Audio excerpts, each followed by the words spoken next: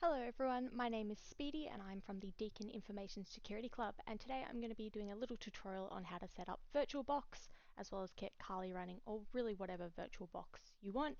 This tutorial is meant for Hack the Box as well as other things, but I'm sure it could also be used for if you're struggling to set things up for some other units. You just need VirtualBox as well as a virtual machine. So first thing we're going to do is come on over to virtualbox.org. Straight on the home page, you'll have the download button. So click on that one and download it for your, depending on what machine you've got. I've got a Windows, so I'm just going to download the Windows host and save it. I've already downloaded it previously, so pause the video, wait for that to download. As well as while that is downloaded, you can come across to Kali. If you're doing it for personal use, I definitely recommend getting whatever the most updated virtual machine you want to use is, whether that's um, Kali, Parrot, there's a whole bunch of them. It just really depends on what you want to use. So you'll click on virtual machine. What's really good about Kali is that you've got the two different options. You can use VMware or VirtualBox. We are using VirtualBox, so you can just click that download button there. Again, I have already downloaded these, so just wait on until it's finished downloading. From there, you'll run the VirtualBox installer first. It'll come up with a allow changes to device, just select yes, and you'll notice that we are starting to install. So this is just a very simple setup, so just follow the instructions going next. Choose if you want to create a start menu shortcuts. I always do, so it's easier to access, and just follow through, and then it'll start downloading and installing. Alrighty, so now that that's done, we can press finish and we can launch it. It usually comes up with there's a new version of VirtualBox, but you don't have to worry too much about it.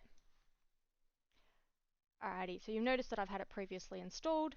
So what you need to do in order to install a new machine, all you'll need to do is come over to Tools, click the Import button, and then find wherever you have downloaded your virtual machine and just double click on it there.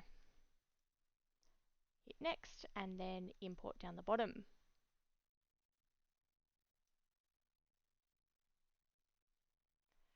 So sometimes this can take a while. So what we'll do is I'm just going to pause the recording and then come back once mine has finished. Alrighty, so now that we are back with the install, the first thing you'll want to do is, before you even launch the VirtualBox, is come over here and click on these square next to where you've got it, and you'll head over to snapshots.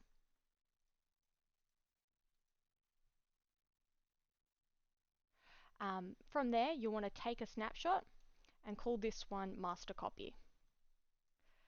That is so if anything breaks, you can easily revert back to the original without having to reinstall it.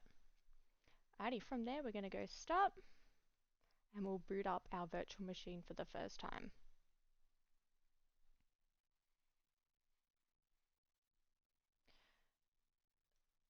So from here you're pretty much ready to go if you are a Deakin student and you've installed the required VirtualBox.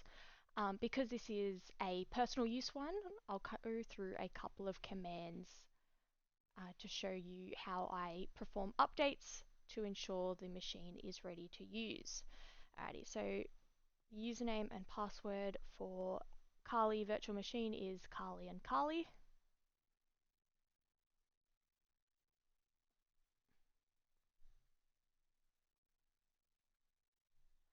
And then we'll come over to the terminal. I don't recommend doing this if you are working off of a uni VirtualBox. It does tend to break things because of how they do everything.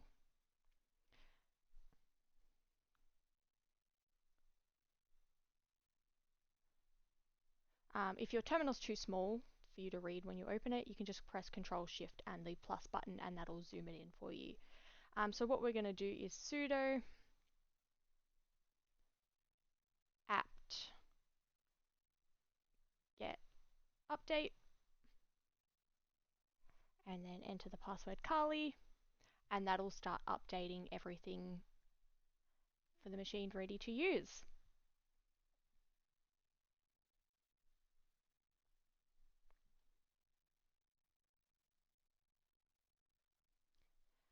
Alrighty, now that all the updates have run, what you can do is you can just press the X, and what we're going to do is we're going to save the machine state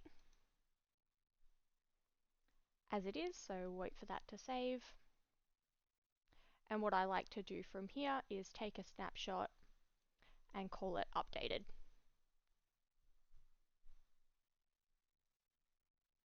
So that way, if you need to, you can restore it back to the master copy, or you can restore it back to the updated version. It's completely up to you. So from there, that is how you access Kali and use the Oracle Virtual Machine Box.